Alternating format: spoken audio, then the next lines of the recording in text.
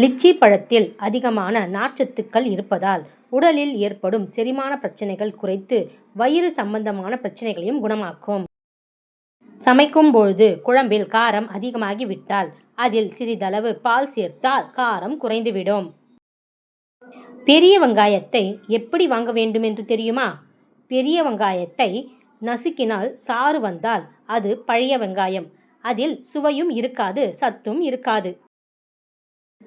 சுவையான பாயாசம் செய்ய வேண்டுமானால் பாயாசம் செய்ய வைத்திருக்கும் சேமியாவை சிறிது நேரம் கடாயில் வறுத்தெடுத்து கொள்ளுங்கள்.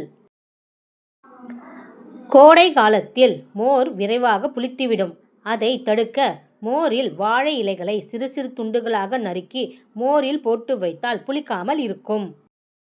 உருளைக்கிழங்கு வேக வைத்த தண்ணீரில் பாத்திரங்களை கழுவினால் பாத்திரங்கள் பளபளப்பாக இருக்கும்.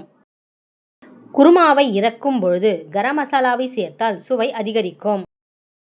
போலிக்கு மாவு செய்யும் பொழுது 6 மணி நேரம் ஊற வைத்தால் சுவை அதிகரிக்கும்.